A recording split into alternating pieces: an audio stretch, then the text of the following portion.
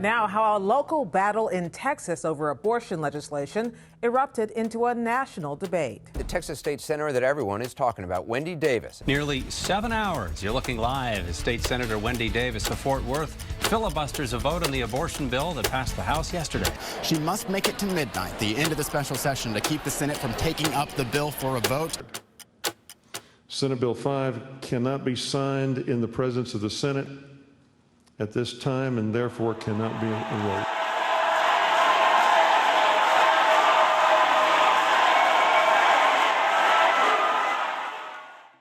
The night of Wendy's filibuster, I was at the University of Houston for my freshman orientation, and folks were out there doing orientation activities, and meanwhile I was glued to my computer because Barack Obama had tweeted that there was something special happening in Austin, and that's when I saw that Wendy was having a filibuster to defend Texans' right to an abortion, and that was something that I really cared about at the time. While everyone was out kind of doing their own thing, I was sitting at a computer watching this filibuster and really being inspired.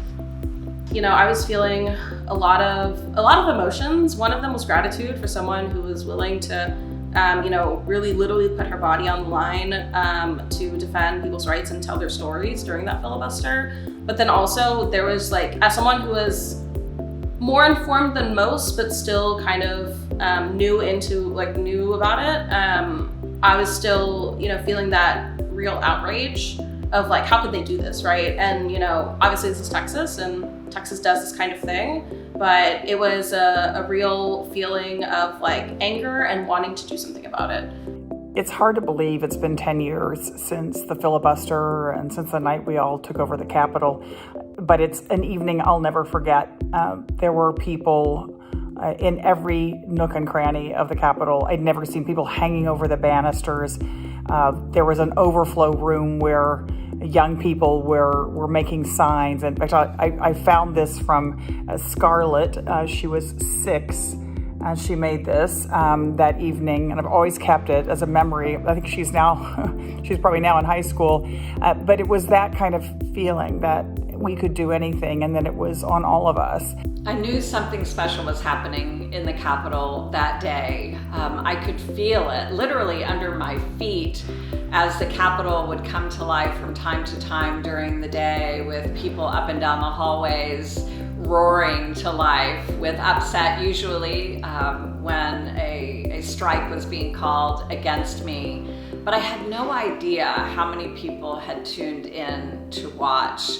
And it demonstrates to us the power of social media, the live streaming that brought everyone into that space that day and gave them an opportunity to see democracy in action and to participate in their own way, whether they were in a college dorm room somewhere or in their kitchen in another state. People tuned in. My Democratic colleagues in the Senate stepped up in just the most profound and incredibly intelligent way, fighting with points of order to eat up time on the clock. But ultimately, even that failed.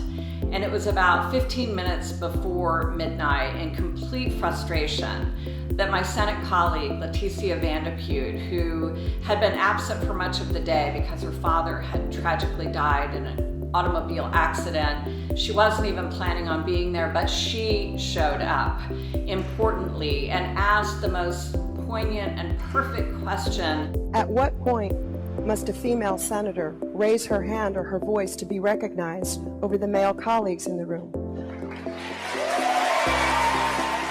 Set off the crowd and ultimately got us past the midnight deadline.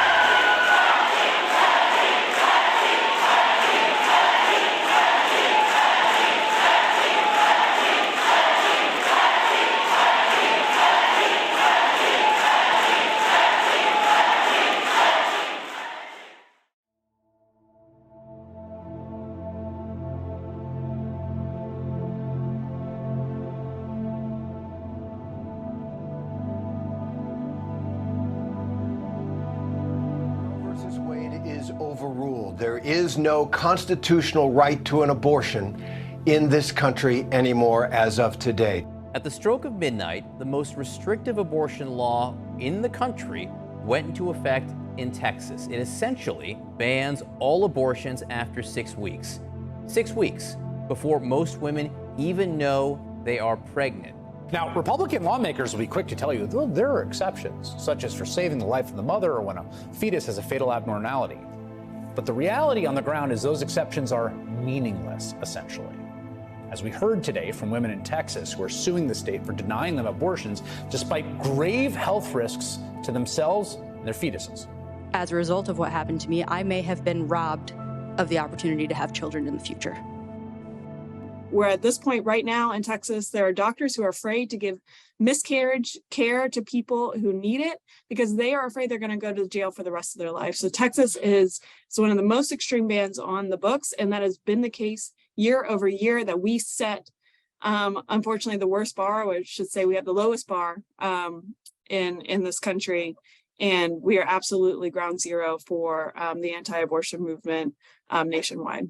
We're back with a closer look at abortion rights, a key issue on several ballots across the country this midterm cycle after the overturning of Roe versus Wade. Nearly 2/3 of Americans saying abortion should be legal in all or most cases, a majority opinion that also holds in 43 states, including Florida, for instance. We have an opportunity in Texas to shape this movement that we want to see for ourselves, and that includes every single person who has felt like they have been left out of abortion access, they've been left out of the progressive movement, and they've been left out of our movement for reproductive freedom. And this is an opportunity to come in and shape that movement for yourself and shape that movement for every single person who needs access to care in this state.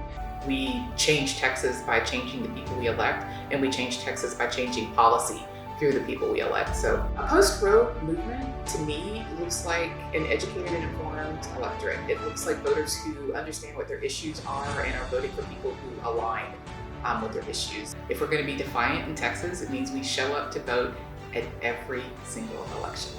That means that each one of us needs to step up in whatever way that looks appropriate or feels good for each of us and do our part, showing up to fight for the future of so many people that will depend on the outcome of that battle.